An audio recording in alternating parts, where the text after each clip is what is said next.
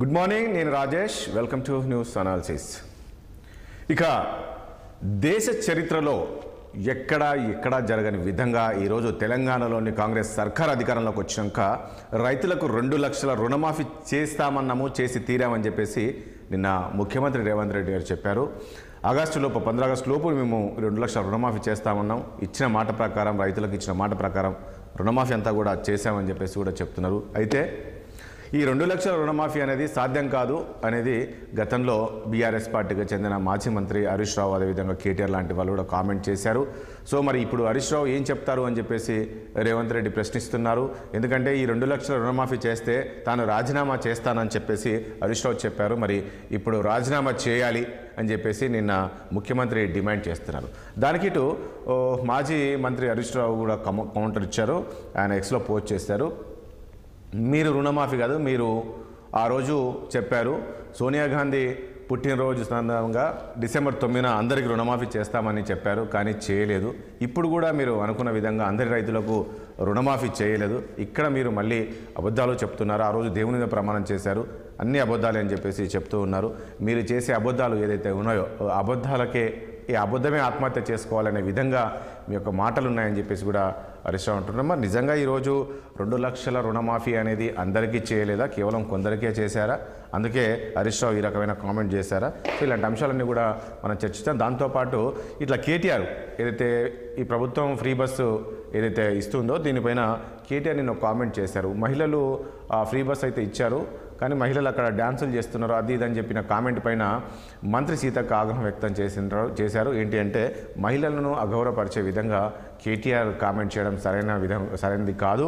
ఎందుకంటే మహిళలను బ్రేక్ డ్యాన్సులు అనేది అలాంటి కామెంట్స్ అనేది కరెక్ట్ కాదు. దీనికి వెంటనే తక్షణమే క్షమాపణ కూడా చెప్పాలి అని చెప్పేసి చెప్తూ ఉన్నారు. మరి నిజంగా కేటీఆర్ ఏ ఉద్దేశంతో ఆ కామెంట్ చేశారు? సో ఇలాంటి అంశాలన్నీ కూడా మనం చర్చిద్దాం. చర్చలో పాల్గొంటున్నారు కాంగ్రెస్ పార్టీ సీనియర్ నాయకులు మాజీ ఎమ్మెల్సీ దిలీప్ గారు ఉన్నారు. అదేవిధంగా బీఆర్ఎస్ పార్టీ సీనియర్ నాయకులు బాలరాజ్ గారు ఉన్నారు. అదేవిధంగా బీజేపీ నుంచి కూడా సీనియర్ నాయకులు ఆచార్య గారు ఉన్నారు. ఇక రాజకీయ విశ్లేషకులు బండారు రామ్మోహన్ రావు గారు కూడా మనకు లైవ్లో సిద్ధంగా ఉన్నారు. ముందుగా బాలరాజ్ గారి దగ్గరికి వెళ్దాం. బాలరాజ్ గారు, నేను ఇంతకుముందు అన్నట్లు నిన్న ముఖ్యమంత్రి గారు కామెంట్ చేశారు. మరి హరీష్ రావు రాజీనామా చేయాలి అంటున్నారు. హరీష్ రావు రాజీనామా చేసే ఆలోచనలు ఉన్నాయా? మీరేమో సాధ్యం కాదు అన్నారు, ఈరోజు సాధ్యం చేసి చూపించాము, రుణమాఫీ 2 లక్షలు అని చెప్పేసి ఈరోజు ముఖ్యమంత్రి చెప్తూ ఉన్నారు. ముందుగా రాజేష్ గారు, మీకు అదేవిధంగా 6 టీవీ ప్రేక్షకులకి, యాజమాన్యానికి, అదేవిధంగా ప్యానెల్లో పెద్దలు కాంగ్రెస్ పార్టీ నుంచి దిలీప్ కుమార్ గారికి, అదేవిధంగా భారతీయ జనతా పార్టీ సీనియర్ నాయకులు ఆచార్య గారికి, అదేవిధంగా రాజకీయ విశ్లేషకులు బండారు రామ్మోహన్ రావు గారికి నమస్కారం. నమస్తే అండి. ప్రధానంగా రాజేష్ గారు, మొదటి నుంచి కూడా మేము కాంగ్రెస్ ప్రభుత్వం అధికారంలోకి వచ్చిన తర్వాతకి బీఆర్ఎస్ పార్టీకి ఒకే స్టాండ్ మేము ప్రతి సందర్భంలో ఎక్స్ప్రెస్ చేస్తా ఉన్నాం. అది మా మాజీ మంత్రులైనా కావచ్చు, మా పార్టీ స్టాండ్ అయినా కావచ్చు. డిసెంబర్ 3వ తారీఖు రోజు ఈ రాష్ట్రంలో కాంగ్రెస్ పార్టీ అధికారంలోకి వచ్చింది. వారి ఎలక్షన్ సమయంలో నవంబర్ 28వ తారీఖు రోజు పిసిసి ప్రెసిడెంట్గా ఉన్నటువంటి ఈనాటి ముఖ్యమంత్రి నాటి రేవంత్ రెడ్డి గారు ప్రెస్ మీట్ పెట్టి రైతాంగానికి ఒక విజ్ఞప్తి చేశారు. రైతులారా, రేపు డిసెంబర్ 3 తర్వాతకి మా ప్రభుత్వం రాబోతా ఉంది. ఎవరైనా ఇంకా రుణాలు తీసుకోకపోతే రుణాలు తీసుకోండి, అందరి రుణాలు మాఫీ చేస్తామని చెప్పేసి ఆ రోజు స్పష్టంగా చెప్పినటువంటి వీడియో క్లిప్ చూపించాల్సి వస్తుంది. మీకు కూడా సీనియర్ జర్నలిస్ట్ కూడా మీకు కూడా తెలుస్తుంది. మరి ఆ రోజు చెప్పినటువంటి మాట ఏంటి? రైతులు ఎవరైతే రుణాలు రేపు వరకు తీసుకుంటా ఉన్నారో అందరి రుణాలు మాఫీ చేస్తామన్నారు. కానీ దీంట్లో ఏం చేశారు? డిసెంబర్ వరకు మాత్రమే కట్ ఆఫ్ పెట్టారు. 2018 నుంచి 2023 డిసెంబర్ వరకు కొంత పెట్టారు. దాని కట్ ఆఫ్ డేట్ అనేది డిఫరెంట్ గా పెట్టినారు. అదే క్రమంలో రైతాంగం సంబంధించి ఎవరైతే మేనిఫెస్టోలో పెట్టినారు, ఏమని పెట్టారు రాజేష్ గారు? మేము అధికారంలోకి రాగానే రైతులందరికీ రుణమాఫీ చేస్తామని చెప్పినారు. మరి ఆ రోజు రేవంత్ రెడ్డి గారు మొదటి స్లాబ్ చేసే రోజు బ్యాంకర్స్ తో సమావేశం జరిగింది సెక్రటరియట్ లో. ఆ బ్యాంకర్స్ చెప్పారు, మొత్తము బ్యాంకర్స్ లో తీసుకున్నటువంటి రైతుల సంఖ్య సుమారు 55 లక్షల మంది చిన్నకారు రైతులు రుణాలు తీసుకున్నారు. సరే, ఇక నేనేమంటున్నా బాలాజీ గారు, సరే రుణమాఫీ అప్పుడు చేస్తామన్నారు, చేయలేదు. ఈ రోజు ఎందుకు చేశారు? ఏదో రకంగా అయితే ఈ రోజు రైతు రుణమాఫీ అయితే చేశారు కదా సార్. రైతు రుణమాఫీ కంప్లీట్ చేస్తామని చెప్పేసి ముఖ్యమంత్రి గారు ప్రకటన చేస్తారు సార్. ఆగస్టు 15 లోపు రుణమాఫీ కాదు అని మీరు అన్నారా లేదా? సార్ రాజేష్ గారు, మా మాట కూడా వినండి. మీ తర్వాత మీద కూడా మేము అంగీకరిస్తాం. అట్లాగా దిలీప్ అన్న కూడా చెప్తాడు. ఆగస్టు 15 నాటికి పూర్తి చేస్తామని చెప్పామన్నారు. అవును. పూర్తి అయిందా సార్? అయిందని అంటున్నారు కదా. అసలు మీరు బడ్జెట్ లో కేటాయించిన బడ్జెట్ ఎంత సార్? 26,000 కోట్లు. మీరు కావాల్సిన మొత్తం ఎంత అని చెప్పారు సార్? 31,000 కోట్లు. అవును, 31,000 కోట్లు అవసరమని మీరే చెప్పినారు. కానీ బడ్జెట్ లో కేటాయించింది ఎంత సార్? 26,000 కోట్లు మాత్రమే. ఈ రోజు రుణమాఫీ చేసింది ఎంత సార్? మొత్తము మొదటి విడతలో మొత్తం కూడా 11,42,000 మంది రైతాంగానికి చేశారు సార్. రెండో విడతలో 6,038 మంది రైతాంగానికి చేశారు సార్. మూడో విడతలో 6,000 మందికి చేశారు సార్. మొత్తం ఎంత సార్? 6 లక్షల మంది సార్. మొత్తం 22 లక్షలు. మొత్తం ఎంతమంది చేస్తామని చెప్పారు సార్? 22 లక్షల మంది చేస్తామని చెప్పారు సార్. 39 లక్షల మందికి రుణమాఫీ చేస్తే మొత్తం రుణమాఫీ అయినట్టు మీరు చెప్పిన ప్రకారం.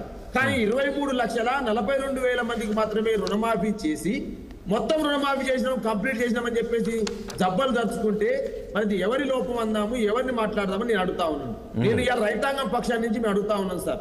ఇవాళ ప్రధానంగా రుణమాఫీ ఏదైతే ఉందో అరకొరగా చేసి 40% చేసి ఇవాళ పెద్ద పెద్ద ప్రకటనలు ఇచ్చుకుంటూ ఓట్లింగ్ పెట్టుకుంటూ పెద్ద పేపర్లో ప్రకటించుకుంటూ ప్రజాధనాన్ని వృధా చేస్తున్నటువంటి రేవంత్ రెడ్డి ప్రభుత్వాన్ని అడగాలన్నా, రాజీనామా చేయమని ఇవాళ స్పష్టంగా నికార్సుగా మాట్లాడినటువంటి మా హరీష్ రావు గారిని మాట్లాడాలన్నా. హరీష్ రావు గారు స్పష్టంగా ఏం చెప్పారు సార్? వారు మీరు రుణమాఫీ 100% కంప్లీట్ చేస్తే సో మొత్తానికి అంటే కాదు మీరు అన్నట్లు మొత్తానికి 100% రుణమాఫీ చేసి ఉంటే ఈరోజు హరీష్ రావు రాజీనామా చేసేవాళ్ళు. డెఫినెట్ గా రాజీనామా చేసేవారు. ఇంకోటి కూడా చెప్పారు, రుణమాఫీతో పాటుగా మీరు 6 గ్యారంటీలను ఇచ్చారు. 6 గ్యారంటీలలో 13 అంశాలు ఉన్నవి. ఆ 13 అంశాలతో పాటుగా రుణమాఫీని కంప్లీట్ చేస్తే సార్, ఇవాళ నేను అంటా ఉన్నాను సార్, మీరు డిసెంబర్ 9 అని చెప్పారు సార్. చట్టబద్ధత తీసుకొస్తామని చెప్పారు సార్. క్యాబినెట్ లో చట్టబద్ధత లేకపోయే. డిసెంబర్ 9 ఎప్పుడో అయిపోయాయి. డిసెంబర్ 9 తర్వాత ఏం చెప్పారు సార్? మార్చి 15 అని చెప్పారు సార్. ఎలక్షన్స్ అవి ఉండే కదా, మధ్యలో ఎలక్షన్స్ వచ్చాయి కదా. ఈ రాష్ట్రంలో ఉన్న ప్రతి దేవుడి మీద ఒట్లు పెట్టాడు సార్.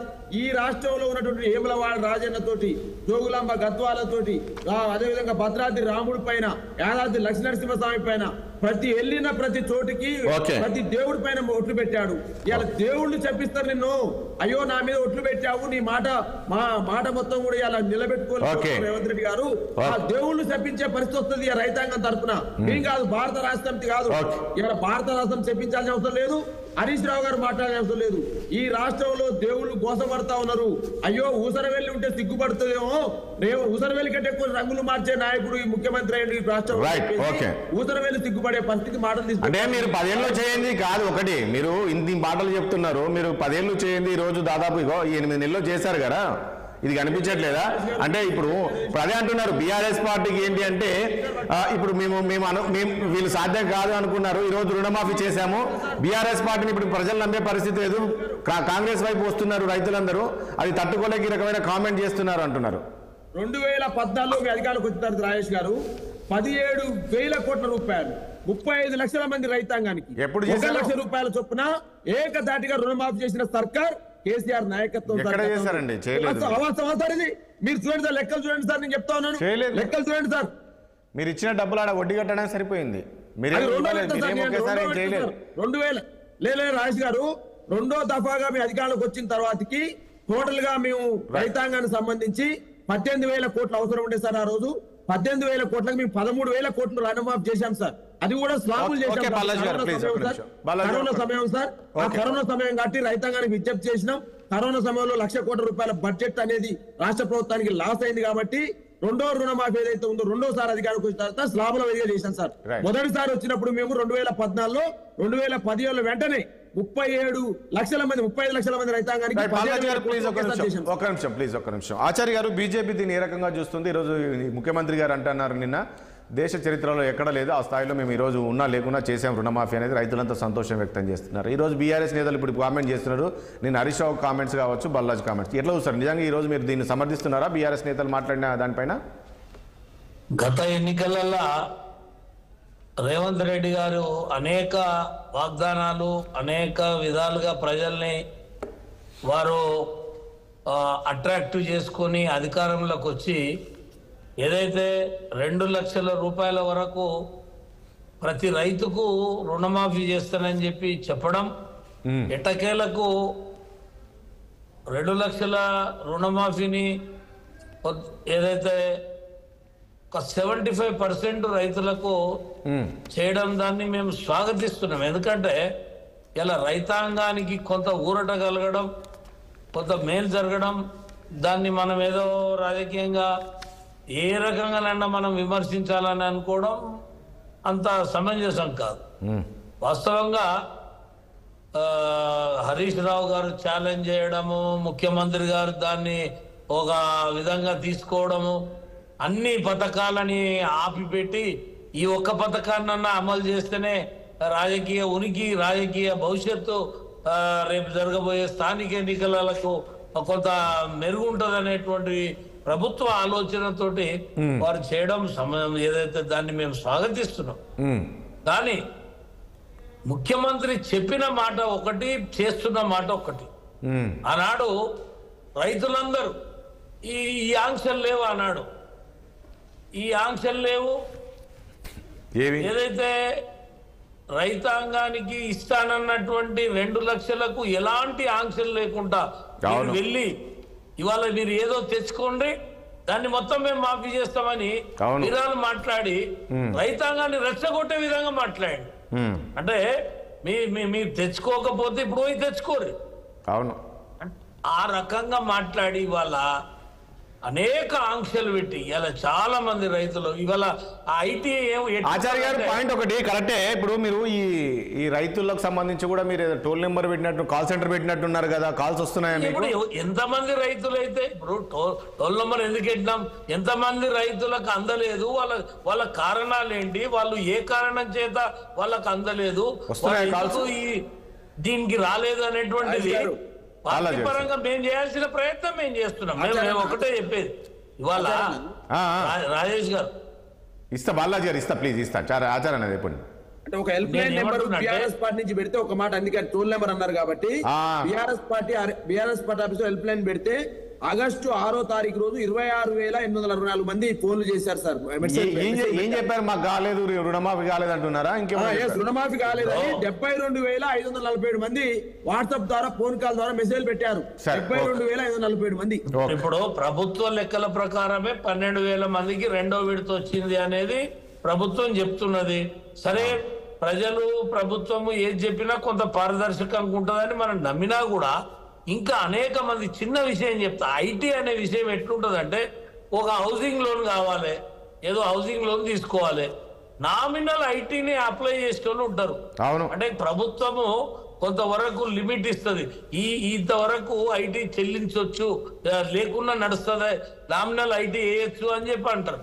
ఇవాళ ఆ ఐటీ ప్రయోజనం కూడా రైతాంగాన్ని కూడా దీంట్లోకి తీసుకోలేదు. కాబట్టి చాలా మంది రైతులు తమ రైతాంగానికి రావాల్సినటువంటి దాంట్లో ఈ ప్రభుత్వము మిగతా వాళ్ళకు కూడా ఎందుకు చేయలేదు? మీరు చెప్పిన మాటనే కదా, సమయం కొత్త అటు ఇటు జరిగినా కూడా ఇలా మీ మాటలు మీవన్నీ కూడా మేమేదో మళ్ళీ చెప్పి డిసెంబర్ 9 అని దాన్ని ఏదో వక్రీకరించడం కాదు. ఈ ఎట్టకేలకు మీరు తీసుకున్నటువంటి దాంట్లో 75% జరిగినాయి. ఇంకో 25% రైతులు మిమ్మల్ని నమ్మి బ్యాంక్ పోయి తెచ్చుకున్న వాళ్ళకి గత ఏం కావాలి ఇవాళ? అవును, అదైతే కరెక్టే. చాలా వరకు ఎన్నికల ముందు ఇదే మాట అన్నారు ముఖ్యమంత్రి, మీరు తెచ్చుకోలేదు, ఇప్పుడు వెళ్ళండి, మీరు వెళ్ళి తెచ్చుకోండి, మేము రాగానే డిసెంబర్ 9 ఇచ్చేస్తామన్నారు. పాపం చాలా మంది తెచ్చుకున్నారు, వెళ్ళి 2 లక్షలు తెచ్చుకుందాం అంటే 1,00,000 అప్పులు చేసినోడు 1 లక్షలు తెచ్చుకున్నారు. నిన్ను నమ్మి తెచ్చుకున్నారు వాళ్ళు. అవును, కాలే వాళ్ళందరూ ఉంటే నువ్వు ఎన్నికల హామీ లేకనే 2 లక్షలు తెచ్చుకో ఉంటే అంటే ఎవరికి 2 లక్షలు ఉంటే వాళ్ళకి మాఫీ అవుతుండే. సన్నకారు చిన్నకారు రైతులు ఎవరికి కూడా 2 లక్షలు ఉండవు. 3 ఎకరాలు 2 ఎకరాలు కాదు. ఆచార్య ఒక పాయింట్, ఇక్కడ టాక్సీ పేయర్ కి ఈ రుణమాఫీ కాలేదంటున్నారు కదంటే, అంటే వాళ్ళకి చేయాల్సిన అవసరం ఉందంటారా? ఎందుకుండదు? ఇప్పుడు మినిమం ఐటీ చూపించిన వాళ్ళు ఏముంటది, ఒక లోన్ తెచ్చుకోవాలంటే ఐటీ కావాలి. అవును, ఇప్పుడు ఇల్లుకు లోన్ తెచ్చుకోవాలంటే ఐటీ కావాలి. ఇప్పుడు ఐటీ ఇల్లు కట్టుకోవాలంటే ప్రభుత్వాలు ఇవ్వనటువంటి పరిస్థితులల్లా, ఒకవేళ ఏదో చేసుకుంటేటువంటి పరిస్థితులల్లా మినిమం వాళ్ళ ఐటీని చూపించేటువంటి వ్యక్తులందరికీ ఇలా కట్ ఆఫ్ అయితే ఎట్లా? వాళ్ళ సమస్య ఇది. ఆనాడు కేసీఆర్ గారు ఇవన్నీ ఏం చూడలే. ఆయన అందరికి ఇచ్చేదేదో విడతల వారికి ఇచ్చాడు. బలరాజన్న ఒక మాట వారు తప్పు మాట్లాడింది ఏంటంటే 2017 కల్లా 1,00,000 మాఫీ చేసినాం అన్నాడు. అది తప్పు. ఆయన 4-5 సంవత్సరాలల్లా 25 వేయటం తోటి 4 విడతలు లక్ష వేసిండు. రూపాయలు అయ్యింది. అవును. ఆ ₹1,00,000 కూడా చాలా మటుకు ఇంట్రెస్ట్ కిందనే జమైనాయి. వాస్తవమే. ఎలా మీరు చెప్పింది మొదటిసారి వాస్తవం. 1,00,000 ఇచ్చి మళ్ళా 1,00,000 చేసిండని, మరి 2 సార్లు ఆయన 2 లక్షలు చేసిండ్రు అనేది. ఎందుకంటే రామ్మోహన్ రావు అంటే నేనేమంటే ఆచార్య గారు ఒక పాయింట్ ఇక్కడ వారికి కాదు గతంలో ఈ లెక్కన గతంలో బీఆర్ఎస్ దానికన్నా ఇప్పుడు వీళ్ళు చేస్తుంది వాస్తవమే, కరెక్టే చేశారండి. ఇప్పుడు వీళ్ళు గతంలో ₹1,00,000 4 విడతల ఇచ్చారు, 25,000 ఒక్కోసారి. వీళ్ళు ఒకేసారి చేశారు కదా, సో వాళ్ళకన్నా వీళ్ళు కాస్త బెటరే. సరే ఇంకా 100% ఇప్పుడు ఒకటి 100 హామీలు ఇచ్చి అవన్నీ ఆపి ఎలా వృద్ధులకు ఎంత ఆశ చెప్పిరండి. ₹2,000 ఉన్నదాన్ని 4,000 చేస్తామని అన్నారు కదా. వితంతుల గురించి మాట్లాడారు కదా, ప్రతి మహిళ గురించి ఇస్తానన్నారు కదా, ప్రతి నిరుద్యోగ గురించి ఇస్తానన్నారు. అంటే నేను ఏమంటున్నానంటే అనేక హామీలు చెప్పి అవన్నీ కూడా ఆచరణలోకి తీసుకురాకుండా వాటిని పక్కకు పెట్టి ఇవాళ ఒకటి రైతాంగం గురించి ఇంతవరకు చేయడం దాన్ని మేము వ్యతిరేకిస్తాం.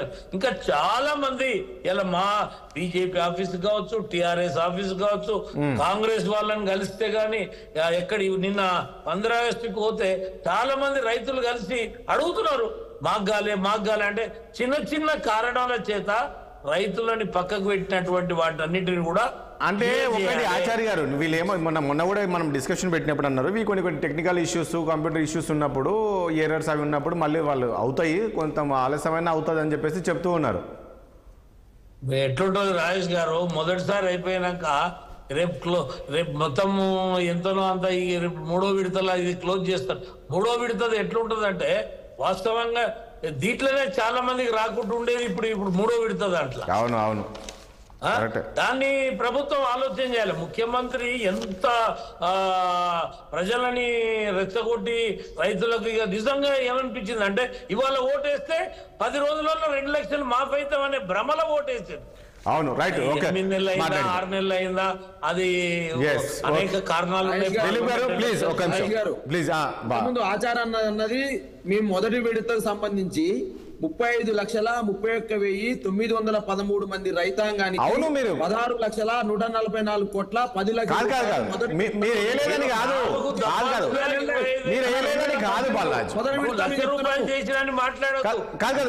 నేనేమంటున్నా ₹1,00,000 రుణమాఫీ చేశారు కానీ ఒకే విడత చేయలేదు వీళ్ళు.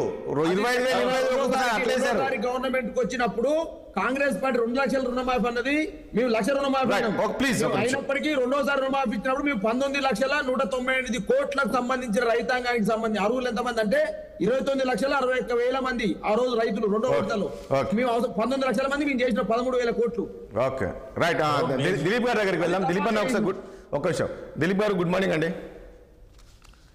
Good morning. ఏంటి ఇప్పుడు వీళ్ళ ఆరోపణలు ఒకటి మీరు విన్నారు, అదేవిధంగా అందరికీ కాలేదు అని చెప్పేసి చెప్తూ ఉన్నారు. నిన్న ముఖ్యమంత్రి ఏమో చేశామంటున్నారు, హరీష్ రావు రాజీనామా చేయాలని. ఇప్పుడు ఇక్కడ రాజీనామా ప్రస్తావన ఎందుకు వస్తుంది పదే అని? చేశారు బాగుంది అంతా ఓకే అని. ఇప్పుడు మిత్రులందరికీ నమస్కారం. అయితే ఒకటి ఏంటంటే వాళ్ళేమో 10 ఏళ్ళు పట్టింది వాళ్ళకి ఇన్స్టాల్మెంట్లు ఇవ్వడానికి. ఆచార్య గారు కూడా అన్నారు అది వడ్డీ కూడా సరిపోలేదు. సో నేనేమంటున్నా ఈ మీరు కూడా కామెంట్ చేశారు, విదిన్ 9 months లోపల వీళ్ళు ఒక అటెంప్ట్ చేసి దాదాపుగా 22 లక్షల మందికి రుణమాఫీ చేసిన సందర్భంలో మరి అప్రిషియేషన్ అయితే ఉండాలి కదండి. మిగిలిన వాళ్ళకి రాకపోతే దాని గురించి ఇంకొకసారి ఆలోచించవచ్చు. అది ఇవ్వచ్చా లేదా? ఎందుకంటే మీకు జ్ఞాపకం ఉంటే ఆ గైడ్ లైన్స్ చాలా క్లియర్గా ఒక నోడల్ ఆఫీసర్ని బ్యాంకులో పెట్టారు, అగ్రికల్చర్ ఆఫీసర్ కూడా నోడల్ ఆఫీసరే. మీకు కనుక రాకపోతే టెక్నికల్ కారణాల వల్ల, లేదా పాస్బుక్ లేదను, లేదా రేషన్ కార్డు లేదను, లేకపోతే ఇంకేదైనా కారణం వల్ల రాకపోతే మీరందరూ కూడా అక్కడ కంప్లైంట్ చేయొచ్చు. విదిన్ 1 month మేము దీన్ని మేము సాల్వ్ చేస్తామని చెప్పారు. అంటే 1 month పీరియడ్ లోపల మీ గ్రీవియన్స్ ఏమైనా ఉంటే సాల్వ్ చేసి మీకు కూడా ఇస్తామని చెప్పారు. అది కాకుండా నిన్న ఇచ్చినటువంటి స్టేట్మెంట్ లో కూడా 4వ విడతలో ఎవరికైతే అందలేదు ఇట్లాంటి టెక్నికల్ కారణాలు అంటే ఇట్లాంటి వాడు ఏమైనా కంప్లైంట్ చేస్తుంటే ఆ 4వ విడతలో ఆ బ్యాచ్ కూడా మొత్తం అందరికి కూడా మీకు క్లియర్ చేస్తామని చాలా క్లియర్గా చెప్పారు. ఏమంటారంటే మీరు కండిషన్స్ పెట్టారు, ముందు ఈ మాట అనలేదు, ఈ రోజు మీరు ఇచ్చింది కేవలం దాదాపు 17,000 కోట్లే, 22 లక్షల మందికి ఇచ్చారు, మేము 39 లక్షల మందికి ఇచ్చాం. ఇదన్నీ డిబేటబుల్. ఇప్పుడు నిజంగా రైతులు కాదు కదా ఒక పాయింట్ ఇక్కడ. ఆయన ప్రతిసారి హరీష్ రావు నిన్న మెన్షన్ చేశాడు, 22 లక్షల మంది రైతులే ఉన్నారా రాష్ట్రంలో, వాళ్ళే తీసుకున్నారా? మరి మిగతా వాళ్ళ పరిస్థితి ఏంటి? 22 లక్షల మందికి లేరు. కానీ అందులోనే ఏమన్నా అంటే రేషన్ కార్డు ఉండాలి, ఒకే కుటుంబంలో ఇద్దరికి ఇవ్వము, ఇన్కమ్ ట్యాక్స్ పే అయితే మేము ఇవ్వము అని కొన్ని పెట్టుకున్నాం. మీరేం చెప్పలేదు ఆ రోజు, చెప్పలే కదా దిలీప్ గారు. నేను ఒక మాట్లాడుతాను, మీరు ఎలక్షన్ ముందు మేము విన్నాము ఆ రోజు ఆ ముఖ్యమంత్రి ఆ మాట అన్నారా?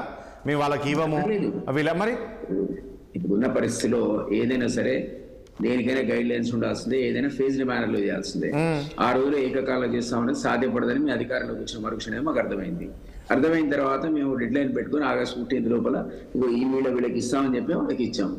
రేపు పొద్దున లేదు ఈ డిమాండ్ ఇంకా మరికొంతమందికి ఉంది, రైతులు ఇంకా కొంతమంది చారి గారు చెప్పినట్టుగా చిన్న కారణాలతో ఎవరు ఇన్కమ్ ట్యాక్స్ సర్టిఫికేట్ తీసుకున్నారు, వాళ్ళ ఇన్కమ్ గ్రూప్ వేరే ఉంది, లేదు మేము ఇన్కమ్ సర్టిఫికేట్ వాళ్ళతో తెప్పించుకొని కొత్త ఇవ్వడానికి ఆస్కారం ఉందనుకోండి, అది కూడా ఎగ్జామిన్ చేస్తాం. ఇదేమి లేదు అదే కాదు. ఒకటి దిలీప్ గారు ప్లీజ్, ఒకటి నేను మీ సరే ట్యాక్సీ పేరు పక్కకు పెడదాము. ఇది మీరు మొన్న చేసిన రుణమాఫీ అంటే ఈ 2 లక్షల కన్నా ముందు చేసిన రుణమాఫీలో కూడా చాలామంది గ్రామాల్లో రాలేదండి. నిజంగా కూడా మాకు కూడా కొన్ని కాల్స్ వచ్చినాయి, సార్ రాలేదు సార్, నాకు ఇక రుణమాఫీ కాలేదు, నేను ₹1,00,000 తీసుకున్నాను, నాకు రుణమాఫీ కాలేదు. ఇట్లాంటి కాల్స్ చాలా వచ్చినాయి. ఎందుకు అక్కడ ఎందుకు మిస్ అవుతున్నాయని, వాళ్ళకి ఎందుకు ఇవ్వట్లేదని, వాళ్ళ ట్యాక్సీ పేరు రోజు కూలి పని చేసేవాళ్ళు. బాలాజీ గారు మాట ఏమన్నాడు, 75,000 కాల్స్ వచ్చాయన్నాడు. అది నిజమే అనుకుందాం. అంటే ఏంటన్నట్టు రఫ్లీ ఒక 10% ఆర్ 15% పీపుల్కి రాలేదని వీళ్ళు అంటున్నారు. ఈరోజు ఒకవేళ రాకపోతే విదిన్ 1 month లోపల దాన్ని పే చేస్తామని దానికి నోడల్ ఏజెన్సీని ఏర్పాటు చేశాం కదా, అది కూడా క్లియర్ అవుతుంది కదా. అది క్లియర్ గైడ్ లైన్స్ లోనే ఉంది. అది నోడల్ ఆఫీసర్ ఉంటాడు, నోడల్ ఏజెన్సీ ఉంటుంది, టెక్నికల్ ఏజెన్సీ కానీ ఏదైనా కారణం వల్ల మీకు రాకపోతే మీరు కంప్లైంట్ చేయండి. తుమ్మల నాగేశ్వరరావు ప్రెస్ మీట్ లో చాలా క్లియర్గా చెప్పాడు, మీరు ఏనుంటారు.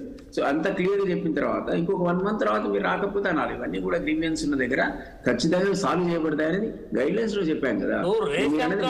ప్రామాణికంగా తీసుకోవడం వల్ల 10 ఏళ్ళు రేషన్ కార్డులు ఇవ్వలే కదా. అనేక మంది రైతులకు రేషన్ కార్డులు రాలేదనేది మీరు చెప్పారు, మేము చెప్పినాం కదా. ఇలా ఆ రేషన్ కార్డు ప్రామాణికమైన మీకు జ్ఞాపకం ఉంటే జస్ట్ 1 week కింద ఒక క్యాబినెట్ సబ్ కమిటీని కాన్స్టిట్యూట్ చేశారు. సివిల్ సప్లైస్ డిపార్ట్మెంట్ మొన్న ఆ మధ్య కాలంలో అప్లికేషన్ సార్ట్ అవుట్ చేస్తే 8 లక్షల మంది ఈ రోజు ఎలిజిబిలిటీ ఉన్నటువంటి కార్డు హోల్డర్స్ ఎలిజిబిలిటీ ఉన్నటువంటి వాళ్ళు ఉన్నారని వచ్చింది. ఈ 8 lakh మెంబర్స్కి ఇవ్వాలా, ఇంకా అదనంగా ఇవ్వాలా అనే విషయాన్ని కోసం ఓ cabinet committee sub committee constitute అయింది. 15 రోజుల కింద మీకు జరిగిన క్యాబినెట్ సమావేశంలో 10 రోజుల కింద జరిగిన క్యాబినెట్ సమావేశంలో అంశం వచ్చింది, కొత్త రేషన్ కార్డు కూడా ఇస్తాము. దానికి అతి త్వరలో దీనికి cabinet committee report ration card ఇవ్వడం కాదండి, రేషన్ కార్డు లేనోళ్ళని ఈ దాంట్లో స్కీమ్ లో తీసుకోలే. ఇప్పుడు అది కాదు అన్నారు కానీ ఆచార్య గారు తర్వాత దాన్ని మళ్ళీ రెక్టిఫై చేసుకున్నారు. లేదు రేషన్ కార్డు ప్రామాణికంగా ఏం తీసుకోవట్లేదు, పాస్బుక్ ఉంటే చాలు అనే దానిపైన కూడా వచ్చింది కదా. ఇంప్లిమెంట్ అయితే కింద ఖచ్చితంగా రేషన్ కార్డు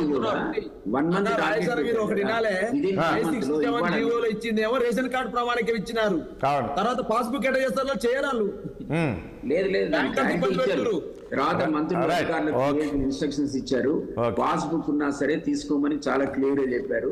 అట్లా కూడా ఎవరికైనా రాకపోతే వాళ్ళను నోడల్ ఏజెన్సీ ఎవరైతే నోడల్ ఆఫీసర్స్ ఉన్నారో వాళ్ళు కంప్లైంట్ చేయమన్నారు. 4వ విడతలో అవి కూడా క్లియర్ చేస్తామని చెప్పారు. మీరు అన్నట్టుగా కానీ ఒకటండి దిలీప్ గారు, నేనేమడుతున్నా దిలీప్ గారు, ఒకసారి అనుకున్న తర్వాత చేసేయాలి మేము 4వ విడతలు వేసిన తర్వాత అవన్నీ రైతులు ఏమైతే అంటే వ్యతిరేకత వస్తుంది. ఇప్పుడు మాకు వచ్చి పక్కలకు రాకపోతే ఎట్లుంటది, గ్రామాల్లో చూస్తుంటాం.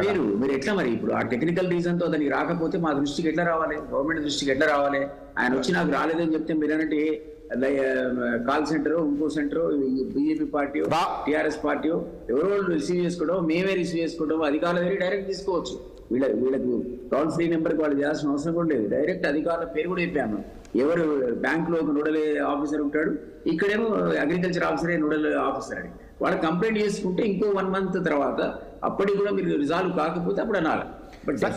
అది ఓకే, సరే ఆ పాయింట్ ఓకే. ఇక్కడ పదే రాజీనామా చేయండి హరీష్ రావు అనేది ఎందుకు ముఖ్యమంత్రి ప్రస్తావన తీసుకొస్తున్నారు?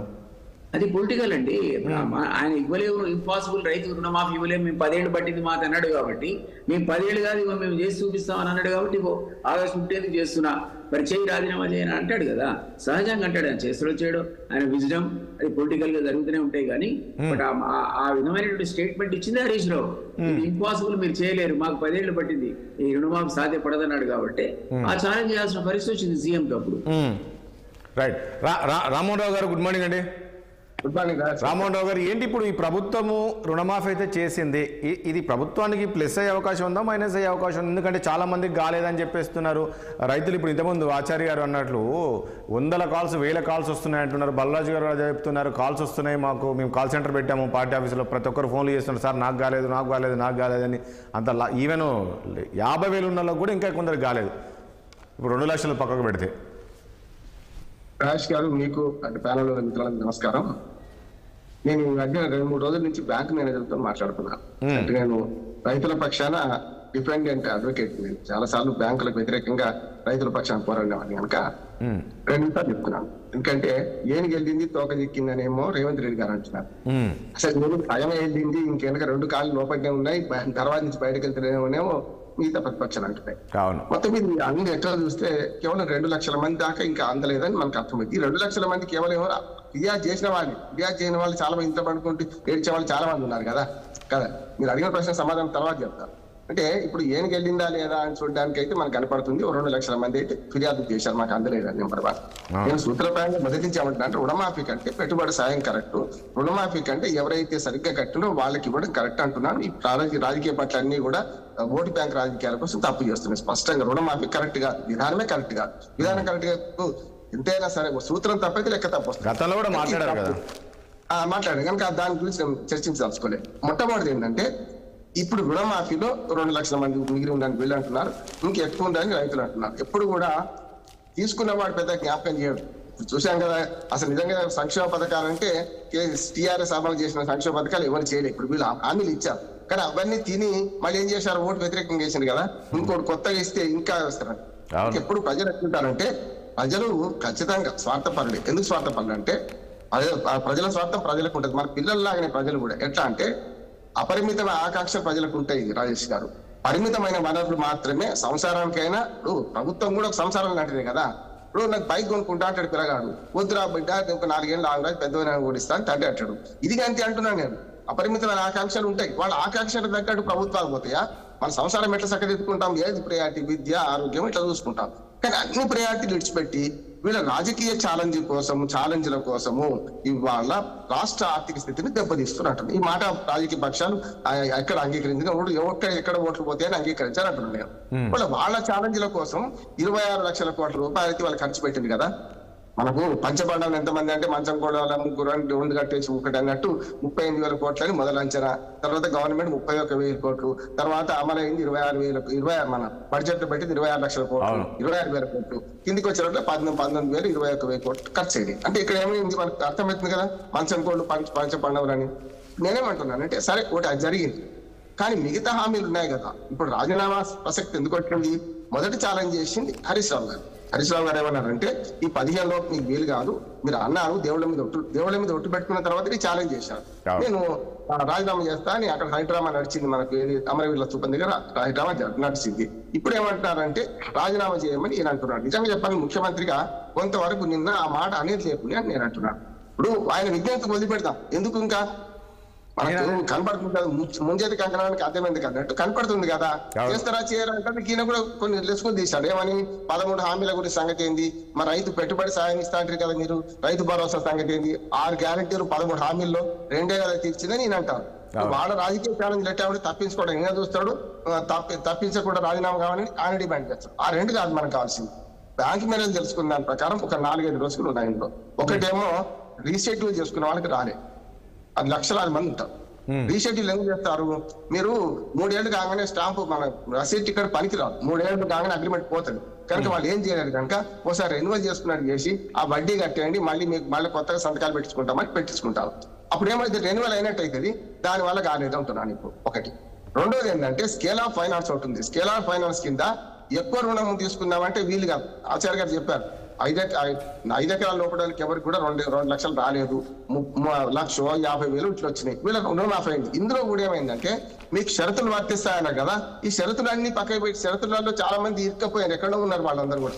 ఏది బ్యాంక్ మేనేజర్లు చూసింది నాకు చాలా వరకు, నేను మేనేజర్తో మాట్లాడితే ఏమన్నారంటే వాళ్ళు ఏవైతే గైడ్ లైన్స్ ఇచ్చారో దాన్ని పాటించడం అంటున్నారు. వీళ్ళు వెసులుబాటు ఇచ్చారు కదా, వెసులుబాటు కాలే. వీళ్ళు మనం మీకు గుర్తుందో లేదో మనం ఒకసారి మాట్లాడినాము. ఈ రేషన్ కార్డులు ప్రామాణికమన్నాక తల్లి పాస్బుక్ ఉంటే చాలన్నారు, కానీ గైడ్ లైన్స్ ఏది ఉంటే అధికారులు అదే. తర్వాత మనం ఎవరని చెప్పినా వినరు వాళ్ళు. అది బాగా ఇబ్బంది అవుతుంది రైతులకు అక్కడ. మీరు మస్తు మాట్లాడవచ్చు మనం.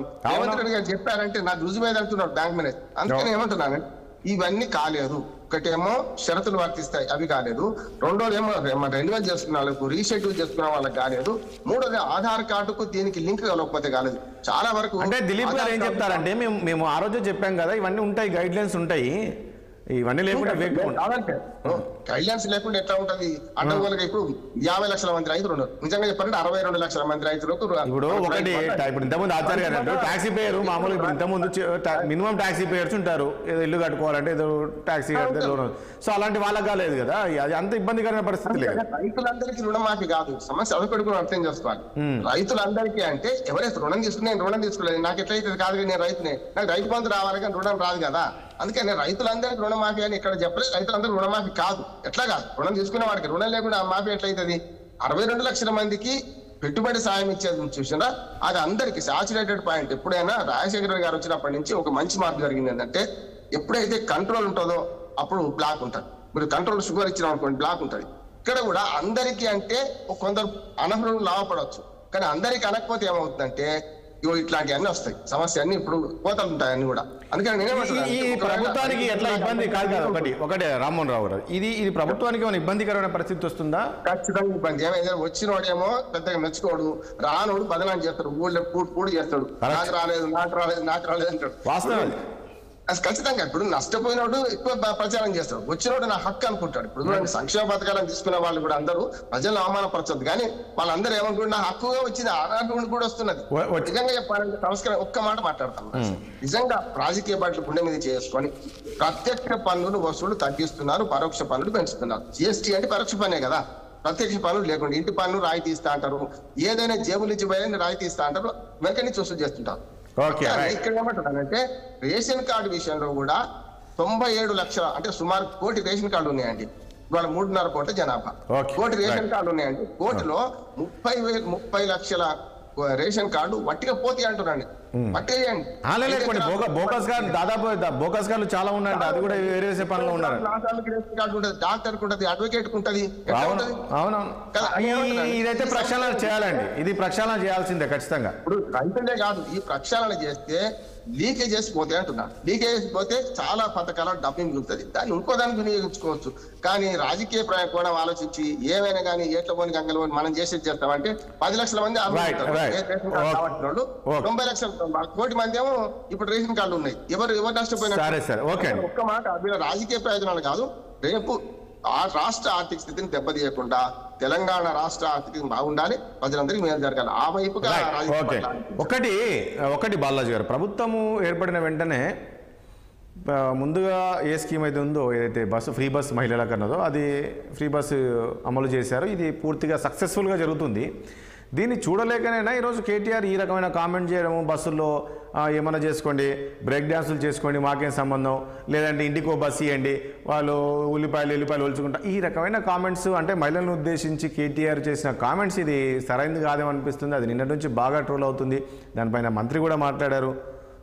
ఈ రకంగా మాట్లాడద్దు కదా, బ్రేక్ డాన్సులు చేసుకోండి, మీరు బస్సులు వేయండి, ఏమన్నా చేయండి, అదే ఇది మీకు ఇబ్బందికరమైన పరిస్థితి కదా.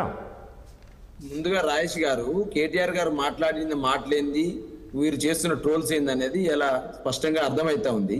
మొదటి నుంచి కూడా మేము మహాలక్ష్మి పేరుతోటి ఉచిత బస్సు ప్రయాణాన్ని మేము స్వాగతిస్తా ఉన్నాము. ఏదైతే మహిళలకు మీరు ఉచిత బస్సు ప్రయాణం పెట్టారో మేము వెల్కమ్ చేస్తాను. బీఆర్ఎస్ పార్టీ దాన్ని డెఫినెట్ గా స్వాగతించింది. స్వాగతించిన తర్వాత మీరు 2-3 క్వశ్చన్స్ చేసినాం. ఇలా ఆక్యుపెన్సీని పెంచకుండా ఇలా మహిళలు ఎంతమంది ప్రయాణిస్తున్నారు బస్సులలో, వాటికి కావాల్సిన బస్సుల సౌకర్యం ఎంత కావాలి, ఆ బస్సులో సీటింగ్ కెపాసిటీ ఏంటి, అసలు ఏంది లేకుండా ఒక ఎట్టిగా పెట్టొద్దు కదా, ఒక సమీక్ష చేయాలి కదా. ఇప్పుడు ఒక నెలలో ఎంతమంది మహిళలు ప్రయాణిస్తా ఉన్నారు, సిటీలో ఎంతమంది ప్రయాణిస్తున్నారు, రూరల్ ఎంతమంది ప్రయాణిస్తా ఉన్నారు, ఈ విధానం లేకుండా, సమీక్ష లేకుండా ఊరికనే మహిళల ఉచిత బస్సు ప్రయాణం ఇచ్చేసి సీటింగ్ కెపాసిటీ లేకుండా, బస్సుల ఆ కెపాసిటీ, బస్సులకు సంబంధించిన సంఖ్య పెంచకుండా ఊరికనే 4 బస్సులు పెట్టి 4,000 మందిని పోమంటే పోతారా రాజేష్ గారు? ఇది తప్పు కదా అంటున్నా నేను. దాని ద్వారా ఏమవుతుంది, కండక్టర్లు కొట్టుకున్న సందర్భాలు కనపడతా ఉన్నాయి. డ్రైవర్ ఆపకపోతే చేయి పెట్టి ఆపండి అని చెప్పేసి రేవంత్ రెడ్డి చెప్తున్నాడు ప్రెస్ మీట్ లో, ఆ బహిరంగ సభలలో. చేయి పెడితే బస్సు వెళ్ళిపోతున్న పరిస్థితి కనపడతా ఉంది.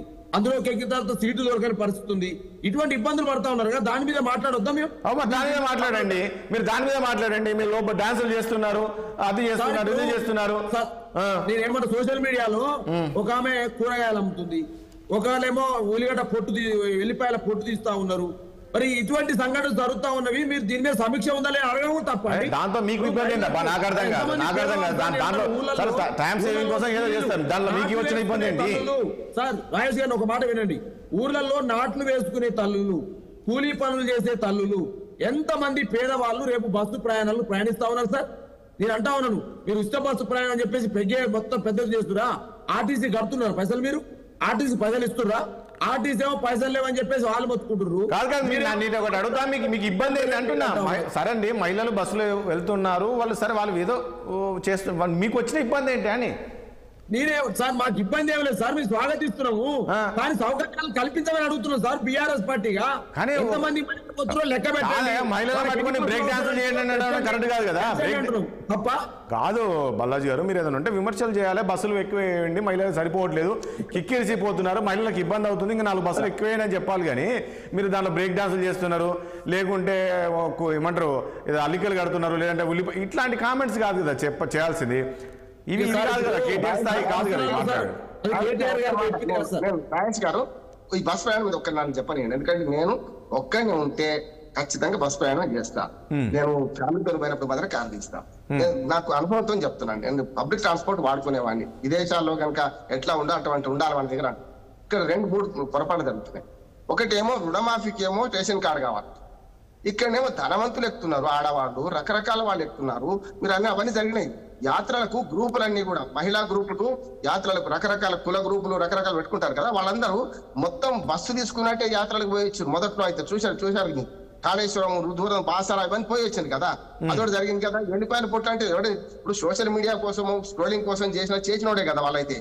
రెండోది ఏమైతుందంటే, నేను ప్రయాణం చేసిన 3 అనుభవాలు గమనించిన. ఒకటేమో పల్లె వెలుగు బస్సులు చాలా తక్కువైనాయి, మీకు పల్లె వెలుగు బస్సులు పోతలేవు. ఎవరైనా కూలీ వాళ్ళని ఒక 5 కిలోమీటర్ల దూరం తీసుకుపోవాలంటే ఆటోలు పెట్టి తీసుకుపోవాల్సి వస్తుంది, లేబర్ని తీసుకుపోవాలని. ఎందుకు జరుగుతుంది? పల్లె వెలుగు బస్సులు తక్కువ చేసి, ఎక్స్ప్రెస్ బస్సులు కూడా తక్కువ చేసి, సూపర్ లగ్జరీలు అన్ని పెంచిన తర్వాత ఏమైందంటే ఈ సౌకర్యం తక్కువ ఉంది. నెంబర్ 1. రెండోది ఏమైంది, టికెట్ కొడుతున్నారు, లెక్క తెలుస్తుంది. మనకు 0 టికెట్ ఉంది కదా, లెక్క జరుగుతుంది. ప్రతి నెల 250 కోట్ల నుంచి 300 కోట్ల రూపాయలు ఆడవాళ్ళు ప్రయాణం చేస్తారు, అర్థమైంది. కానీ ఇక్కడ మీరు రేషన్ కార్డు ప్రవేశపెడితే ఏంది, నేను గమనించింది, స్కూల్ టీచర్లు ప్రయాణం చేస్తున్నారు. మొదట్లో స్కూల్ టీచర్ కూడా వ్యతిరేకించారా? ప్రాక్టికల్ చెప్తున్నారు, స్కూల్ టీచర్ వ్యతిరేకించారు మొదట్లో, మేము పోమని. కానీ వాళ్ళు ఏమంటారు, అదే స్కూల్ టీచర్లు ఏమంటారు అంటే, అయ్యా మేము 60-70 కిలోమీటర్ 50-60 కిలోమీటర్ల దూరం కూడా ట్రైన్లలో ఇంకా ఎక్కువ దూరం మహబూబాబాద్ పోయేస్తారు రోజు టీచర్ ఇక్కడ నుంచి, హైదరాబాద్ నుంచి. వీళ్ళు ఏమంటున్నారు అంటే, నెలకు 4-5 వేలు మిగిలేమని అంటున్నారు. ఇప్పుడు టీచర్లు ప్రయాణం చేస్తున్నారు, బాగా ధనవంతులు ప్రయాణం చేస్తున్నారు. అంటే మహిళ జెండర్ పరంగా చూడకండి, దీంట్లో కూడా రేషన్ కార్డు అమలు చేయండి, నష్టం ఉన్నది. పల్లె వెలుగు బస్సులు పెంచండి, ఎక్స్ప్రెస్ బస్సులు పెంచండి. ఇక్కడ తీసుకున్న వాడేమో నేను నిలబడాలి. నేను మొన్న కరీంనగర్ దాకా ప్రయాణం చేసిన సార్, ప్రజ్ఞాపూర్ నుంచి. నాకు ఎదురైన అనుభవం ఏంటంటే, టికెట్ తీసుకున్న వాళ్ళందరూ నిలబడ్డారు, ఎవరైతే గ్రూపులు ఎక్కిన వాళ్ళు అందరూ లేడీస్ కూర్చున్నారు. నన్ను గుర్తుపట్టి ఎవరో మర్యాదకు నాకు సీట్ ఇచ్చిండు, అది వేరు. కానీ సమస్య కాదు కదా, అది చాలా ఇబ్బంది పడాల్సి వచ్చింది గతంలో. బస్సు ఇప్పుడు ఏం చేయమంటారు మీరు? నేనేమంటున్నారు రామ్మోహన్ రావు గారు, ఇబ్బందులు ఉన్నాయంటే బస్సులు పెంచమంటున్నారా, లేక ఏం చేయమంటున్నారు? ఎంప్లాయీస్ తీసేయాలి, రేషన్ కార్డు అప్లై చేయాలి, పేదవాళ్ళకి బస్సు సౌకర్యం కల్పించాలి, పల్లె వెలుగు బస్సులు పెంచాలి, ఎక్స్ప్రెస్ బస్సుల సంఖ్య పెంచాలి. ఇప్పుడు కొత్త హైబ్రిడ్ బస్సులు వచ్చినాయి, రాజేష్ గారు, రామ్మోహన్ రావు గారు చెప్పినటువంటి అభిప్రాయాన్ని బీఆర్ఎస్ పార్టీ ఏకీభవిస్తుంది. ఉచిత బస్సు ప్రయాణాన్ని ఇవ్వడాన్ని బీఆర్ఎస్ పార్టీ స్వాగతిస్తా ఉంది మహిళలకు. కానీ దాని పేరుతోటి ఇవాళ బస్సుల సంఖ్య పెంచకుండా ఇబ్బంది పెడతా ఉన్నారు. ఓన్లీ సార్ ఈ మహాలక్ష్మి పథకం దేని వర్తిస్తున్నారు? పల్లె వెలుగులు ఎక్స్ప్రెస్ లో మాత్రమే ఇస్తున్నారు, సూపర్ లగ్జరీకి లేదు. మళ్ళీ ఓన్లీ మరి పల్లె వెలుగు బస్సుల సంఖ్య ఎంత ఉన్నది సార్? లగ్జరీ మరి ఎక్స్ప్రెస్. అదే అంటున్నాను, మీకు అర్థం కావట్లేదు. మీరు బాగా మాట్లాడుతున్నారు, ఇది కరెక్టే. కానీ ఈ కొన్ని కామెంట్స్ అనేది ఇవి బాగా ట్రోల్ అవుతుంది. మీకు తెలుసు ఇప్పుడున్న సోషల్ మీడియా ఎలా ఉందనేది, ఏది తీసుకుంటారు అనేది. ఈ బ్రేక్ డ్యాన్సులు అనడము అవన్నీ కామెంట్స్ అవి బాగా చేస్తున్నారు. ఇది ఇబ్బందికరమైన పరిస్థితి, మహిళలను కించపరిచే విధంగా ఉన్నాయనేది. ఇప్పుడు మహిళా కమిషన్ కూడా ఇది సీరియస్గా తీసుకున్నది, సుమోటోగా తీసుకున్నారు. సార్ బ్రేక్ డాన్సులు ఇప్పుడు బస్సులలో బ్రేక్ డాన్సులు వేస్తున్నా సార్ నేను అది తప్పు కదా, అది బ్రేక్ డాన్సులు ఎవరన్నారు అది. కానీ ఈ సోషల్ మీడియాలో ట్రోల్ అవుతున్న దాన్ని నిన్న ఉదాహరణ చెప్పాడు కేటీఆర్ గారు. సోషల్ మీడియాలో ట్రోల్ అవుతా ఉన్నాయి కొన్ని, నేను చూసి ఈ మధ్యకాలంలో కొన్ని ట్రోల్ అయినవి. కాబట్టి దీనిపైన ఏం జరుగుతుందో చూడండి. ఇంతకుముందు రామ్మోహన్ గారు చెప్పారు రేషన్ కార్డు పేదవారికి పల్లెల్లో కూలీలకు ఇవ్వండి. మీరు రేషన్ కార్డు ఎందుకు తీసేస్తారు? 567 జీవో ఇచ్చామో దిలీప్ అని చెప్తున్నారు. నేను ఏమంటున్నా, బాలరాజు ఎప్పుడు కూడా స్టాటిస్టిక్స్ డిఫెండ్ చేసుకుంటాడు తన ఆర్గ్యుమెంట్ ని. తప్పైతే తప్పారాలు, ఒప్పైతే ఒప్పానాలి. కేటీఆర్ అన్నంత మాత్రాన బ్రేక్ డాన్స్ చేసుకుంటానడం కరెక్ట్ అయితే దాన్ని మొమ్మడపడాలి, తప్పే అనాలి. దాన్ని కూడా పొరపాటే. నిన్న అదే అన్నారు మీరు, అంటే ఎట్లా క్లబ్లో పబ్లకు పర్మిషన్లు ఇచ్చారు, ఎట్లా అంటే అట్లా చేశారు. కాబట్టి మీకు ఆచార్య గారు ఏం చెప్తారు కేటీఆర్ కామెంట్ పైన? చాలా సీరియస్గా మహిళలు తీసుకున్నారు దీన్ని. అసలు ఏం సంస్కారం నేర్పించారు మీ నాన్న అని చెప్పేసి ఒక సీతప్ప అంటుంది. మహిళా కమిషన్ కూడా సీరియస్, ఒక మహిళలను పట్టుకుని ఈ రకంగా కామెంట్ చేయొచ్చా? ఒక మంచి కార్యక్రమం చేసాము, మంచి స్కీమ్ పెట్టాము, ఈరోజు మహిళలు తిరుగుతుంటే అంటే చూడలేక వాళ్ళు ఇట్లా మాట్లాడుతున్నారు. క్షమాపణ చెప్పాలి కేటీఆర్ అనేది. ఖచ్చితంగా కేటీఆర్ గారు మాట్లాడకపోతే దాని మీద ఒక ఆలోచన చేయాలి, కానీ వారు మాట్లాడంతే ఇప్పుడు వారికున్న అహంకారము, వారు మాట్లాడే తీరు, అది అదంతా కూడా ఉన్నదే. అని ఆయన ఏది మాట్లాడినా అహంకారపూరితంగా మాట్లాడతారు. ఇప్పుడు బాలరాజు గారు చెప్పినంత స్మూత్ గా చెప్పొచ్చు కదా కేటీఆర్. ఈయననేమో ఇంత ముద్దుగా చెప్తున్నాడు, ఆయన ఎందుకు అంత అహంకారంగా చెప్తున్నాడంటే దానికి వేరియేషన్ ఉంది. బాలరాజు ఏమో ప్రజలలో తిరిగేటువంటి బీసీల బిడ్డ, ఇక ఆయననేమో ముఖ్యమంత్రిగా ఉన్నటువంటి ఆయన కొడుకు. అహంకారము అది వాళ్ళకి అవసరం లేదు కదా. బస్సు వాళ్ళు ఎక్కేటోళ్ళు గారు కదా, బతుకమ్మ చీరలు కట్టేటోళ్ళు గారు, బస్సు ఎక్కేటోళ్ళు గారు. వాళ్ళు బతుకమ్మ చీరలు కట్టిన ఉంటే బస్సు సంగతి ఏందో తెలుస్తుండే. వాళ్ళు ఆ రకంగా అహంకారంగా మాట్లాడడం కేసీఆర్ కు వెన్నతో పెట్టిన విద్య. ఆయనకి ఎక్కడో అక్కడ ఏదో రకంగా ప్రజలు బుద్ధి ఇప్పుడు ఇంత అయింది కదా, అసెంబ్లీ పోయింది, పార్లమెంట్ అయితే 0 అయింది. ఇప్పుడన్నా అహంకారం దిగి మాట్లాడాలని నేను చెప్తున్నా. కానీ అహంకారం వీళ్ళకు పతనానికి నాందేయింది. ఎలా స్కీము పెట్టడము ఆయన పెట్టింది అన్నట్లా చాలా. ఇప్పుడు రామ్మోహన్ గారు చెప్పినట్టు చాలా ఇబ్బందులు ఉన్నాయి, లేవంటలేము. చాలా మంది టీచర్లు మేము వాడుకోమని కూడా బహిరంగంగా చెప్పారు. అయినా కూడా ఇక అందరూ కట్టకుండా పోతుంటే వీళ్ళు కూడా పోతున్నారు. కానీ బస్సులు కూడా తగ్గించారంట బాగా, మరి ఎంతవరకు తగ్గినవి అన్ని తగ్గినాయి. బస్సుల సీట్లు తగ్గినాయి, బస్సులు తగ్గినాయి. 4 బస్సులు తిరిగేది 2కు వచ్చినాయి. రేపు ఆయన కూడా బంద్ అవుతాయి. కానీ వాళ్ళకు ఇప్పటి వరకు పాత బకాయిలే చెల్లించలే. ఇక మళ్ళా ఇప్పుడు ఈయన వచ్చినాక ఈ భారం డబల్ భారం అయింది. దీన్ని కూడా ఆలోచన చేయాలి. ఉన్న ఒక రవాణా వ్యవస్థ బీదోనికి ఉన్నటువంటిది, దాన్ని మనం ఇబ్బంది పెట్టొద్దు. ఏ రకంగా వాళ్ళకు రాయితీలు ఇవ్వాలి, ఎంతవరకు ఇవ్వాలి, ఎక్కడ ఎంతవరకు చేయాలనేది కొద్దిగా ఇప్పుడన్నా సరే. ఎలక్షన్ల ముందు మాట ఇచ్చిర్రు, దాన్ని ఇంప్లిమెంట్ చేసిర్రు. ఇప్పుడు కొద్దిగా దాంట్లో మనం ఏం చేయగలిగితే ప్రజలకు మేలు జరుగుతుంది అనేది ఆలోచన చేయాలి. ఈ అహంకారంగా మాట్లాడేటువంటి మాటలు ఏవైతున్నావో అది బాలరాజు మాట్లాడాడు, ఇంకొక ఆయన మాట్లాడాడు. టీఆర్ఎస్ లా చాలా మంది మాట్లాడరు. ఈ అహంకారంతో మాట్లాడేటోళ్ళు వాళ్ళు ఇద్దరే బాబుబామాడుదులు, లేకపోతే ఇప్పుడు తండ్రి అయితే మాట్లాడే పరిస్థితులు లేడు. అయితే ఇంకా వీళ్ళకు ఆ రకమైన ఆలోచన అనేది చూడాలి. నేను కోరేది ఒకటే, చెప్పాలి. ఎందుకంటే ఒకసారి క్యాజువల్ గా నా పేరు వస్తే నా పేరు మీద కూడా ఆయన హీనంగా మాట్లాడు మా జాతి మొత్తాన్ని. అంటే అహంకారం అనేది వారికి ఉంటది. ఇప్పుడు మన బాలరాజులు డిఫైడ్ చేస్తారు దాన్ని, వాళ్ళకు రక్షకులుగా ఉంటారు. రక్షకులుగా ఉండొద్దు అంటున్నాను నేను. చెప్పాడు అది ఏ రకంగా అన్నాడు, ఈ భావనతో అనలేదని చెప్తలేడు. అంటే ఒకటి దిలీప్ గారు ఇక్కడ ఒక పాయింట్, సరే తీసుకోవచ్చు సార్, అది కాదు. ఆయన మొదటిసారి నోరే జారుతున్నాడు, ఇప్పుడు ప్రభుత్వమే జారిపోయింది. దిలీప్ గారు ఒకటి ఇక్కడ, సరే బస్సులు నిజంగా చెప్పాలంటే సరే కేటీఆర్ కామెంట్స్ మరి ఎట్లా అన్నాడు, కానీ నిజంగా కూడా బస్సులు చాలా తక్కువ ఉన్నాయి. ఇప్పుడు ఆయన కాన్సెప్ట్ ఏంటంటే లోపల సీట్లు దొరకక కొట్టుకుంటున్నారు మహిళలు, చూస్తున్నాం, సిగపట్లు పట్టుకుంటున్నారు కదా. మీరు ఫ్రీ బస్ అని చెప్పేసి ఒక 2 బస్సులు వేసి వదిలేశారు. కానీ ఈ రకంగా ఉంది, మీరు బస్సులను పెంచండి, మీరు ఇంటికి ఓ బస్ ఇస్తారా లేక ఇవ్వండి, కానీ ఇది ఎక్కడ కదా మీరు ఇచ్చి ఇట్లా కొట్టుకోమని చెప్పడానికి సీట్లు దొరకక నిజంగా కూడా ఎక్కడ చూసి మనం వారానికి ఒక 3-4 చూస్తుంటాం ఇట్లాంటి ఇష్యూస్, కొన్ని వీడియోస్ చూస్తూ ఉంటాం కదా, కొట్టుకుంటుంటారు లోపల బస్సులో. డ్రైవర్ మీద పాములు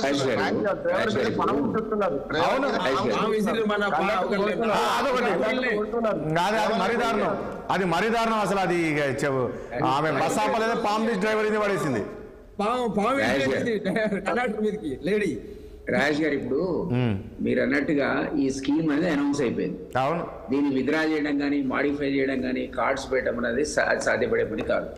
నెక్స్ట్ ఆల్టర్నేటివ్ ఏమిటి, ఇతరులకు ఇబ్బంది కలగకుండా అదనపు బస్సులు వేయాలి, ఉన్న వాటిని డబుల్ చేయడము, కొత్తగా కొనుక్కోవడం. మీకు జ్ఞాపకం ఉంటే జస్ట్ 1.5 month కింద సజ్జనార్ స్టేట్మెంట్ చూసుంటారు.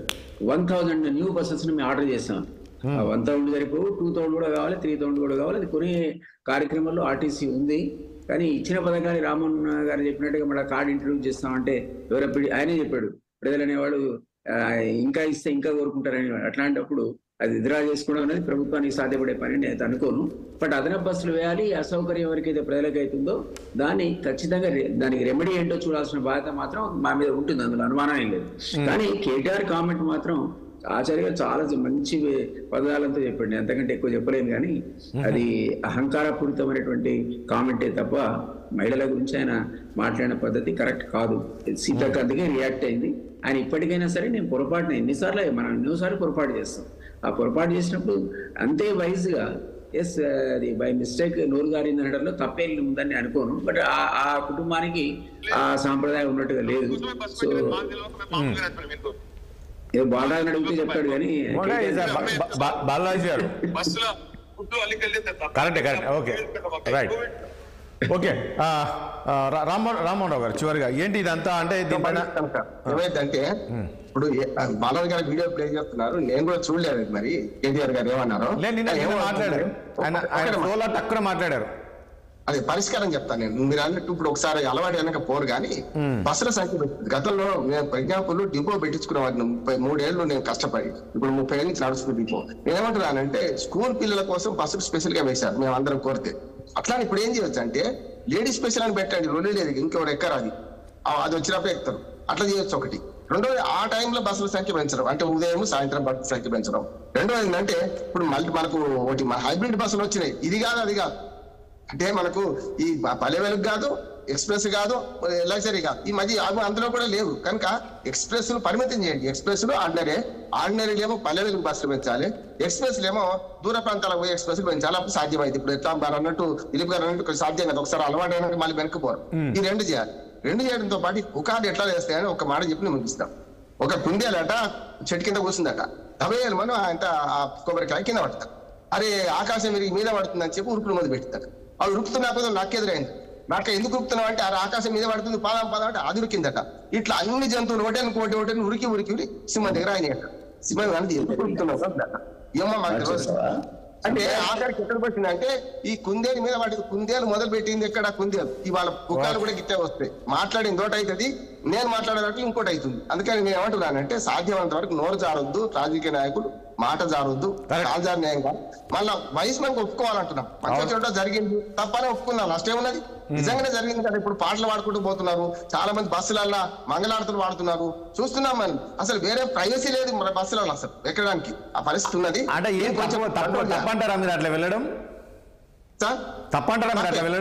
తప్పే. నేనేమంటా అంటే యాత్రల కోసం బస్సులు వేరే తీసుకోవాలి, దీనికోసం కాదు తీసుకోవాల్సింది. టీచర్ ప్రయాణం చేయదు, ఎంప్లాయీస్ కి ఇవ్వద్దు. ఎంప్లాయీస్ అన్న మారాలి కదా అందరికీ. అంటే జెండర్ పరంగా అందరికీ అంటే సగం మంది ఆకాశంలో సగం వాళ్ళకి సగం అవమానించడం కాదు సార్. ఫ్రీ ఏదైనా ఫ్రీ తప్పే. ఫ్రీ అంటే మన జేబు నుంచి డబ్బులు పోయేది. ఇక దానికంటే ఇంకేం చెప్పాలి నేను. ఎప్పుడు కూడా ఉచిత పథకాలన్నీ అనర్థాలే. పార్టీలు రాజకీయ ప్రజల కోసం ఇస్తాయి, వెనక్కి తీసుకోరు. ప్రత్యక్ష పనులు వెనక్కి వసూలు చేయరు. రేపు అన్ని పరోక్ష పనులు వెనక నుంచి దోపిడీ చేస్తారు. మనకు జేబు కొట్టుడే ఉంటుంది ప్రభుత్వాలని, ఇంకేముండయి రేపు పొద్దున. కనుక దీన్ని ఎట్లా కంట్రోల్ చేద్దాం? ఇప్పుడు ఆర్టీసీ నష్టాలు ఉందని మనమే అంటాము, ప్రైవేటీకరణ ఓడని మనమే అంటాము, ఆ డీజిల్ పైసలు వెళ్తలేవు, డిపో మేనేజర్ కష్టాలు మనం చూస్తాను. నేను రోజు తిరుగుతా సార్, నేను బస్సులో తిరుగుతాను. నేను చెప్తున్నా కదా, రాజకీయ నాయకులు చాలా మంది గతంలో ఎమ్మెల్యే సీటు ఎంపీ సీటు ఉంటున్నా ఎవరైనా చేస్తున్నారా, ప్రయాణం చేస్తున్నారా? Right, 12 okay. కిలోమీటర్లు ఇస్తున్న పెద్ద బాలాజీ గారు ఇప్పుడు కేటీఆర్ వెంటనే క్షమాపణ చెప్పాలి మహిళలకు అని చెప్పి డిమాండ్ చేస్తూ ఉన్నారు. అలాంటి పరిస్థితి చెప్తారా ఏం లేదా? ఇదైతే పెద్ద ఎత్తున తీసుకెళ్లేటట్లు కనబడుతుంది. ఇప్పుడు నేను ఏమంటున్నాను సార్, ఇప్పుడు ఓకే వాళ్ళకు మహిళల పట్ల ప్రేమ ఉంటే కాంగ్రెస్ పార్టీకి సీతక్క గారు మాట్లాడినట్టు వాళ్ళకు కూడా ప్రేమ ఉంటే వెంటనే మేము ఏమడుగుతున్నాం అంటే బస్సులో సంఖ్యని పెంచండి అని అంటాము, బస్సులో సీటింగ్ కెపాసిటీ పెంచమని అంటా ఉన్నాము. అదేవిధంగా ఎక్స్ప్రెస్ లకు, అదే విధంగా పల్లె వెలుగు బస్సులు పెంచితే మహిళలకు మీరు సాయం చేసినట్టే, 100% సాయం చేసినట్టే. మరి అదే చెప్పండి మీరు, అది చెప్పకుండా మరేమో చెప్తారు కదా. ఇప్పుడు నేను వీడియో ప్లే చేయంటే ప్లే చేస్తాను. కేటీఆర్ గారు ఏమన్నారంటే సీతక్క గారు మేమేమో వద్దని లెక్క, ఇప్పుడు సీతక్క ఒక మాట మాట్లాడింది, బస్సులో ఎల్లిపాయలు తీసుకుంటే ఓలొద్దన్నారు, దూరం పోతుంది కాబట్టి ఎల్లిపాయలు తీసుకోమంటున్నాం. అదే విధంగా బస్సులో కూరగాయలు అమ్మమంటున్నాం అంటే కాలుగుంది కాబట్టి అమ్ముకుందని చెప్పి చెప్తాను అక్క, మేము కూరగాయలకు అమ్ముకుందని చెప్పట్లేదు, ఎల్లిపాయ పూట తీసుకోవద్దని లెక్క మీరు చెప్పిన ప్రకారం అంగీకరిస్తాం, కానీ బస్సుల సంఖ్య పెంచండి అంటున్నాం. అదేవిధంగా ఇంతకుముందు రామ్మోహన్ గారు చెప్పినారు, ఇప్పుడు బస్సు ఏదైనా అందరు కలిపిపోయే బస్సులల్లా ఇష్టమైనట్టు పాటలు పెట్టుకుని డాన్స్ వేస్తామంటే నడుస్తా, కొట్టుకుంటే నడుస్తుందా? అందరి బస్తా అది. మీరేమన్నా 10 మంది గ్రూప్ పోయిన బస్సు అదేమన్నా, లేకపోతే ఊరోళ్ళు మొత్తం ఏమన్నా పెళ్లి పోయే బస్సు అదేమన్నా? ప్రజలందరూ ప్రయాణిస్తున్న బస్సులలో మీరు ఇష్టమైనట్టు చేస్తున్నట్టు కుదురుతా? తప్పారంటే మీరు చెప్పండి రాజేష్ గారు.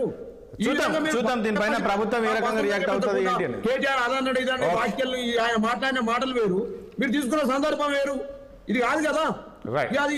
కేటీఆర్ గారు అంటే ఒకటి సమయంతో మాట్లాడాల్సి వస్తుంది, కొన్ని కామెంట్స్ అనేది జాగ్రత్త చూసి మాట్లాడాల్సి వస్తుంది. Thank you. చూద్దాం ఏం జరగబోతుంది. బాలాజీ గారికి, అదేవిధంగా దిలీప్ గారికి, ఆచార్య గారికి, రామ్మోహన్ రావు గారికి చర్చలో పాల్గొన్నందుకు మీ అందరికీ ధన్యవాదాలు అండి.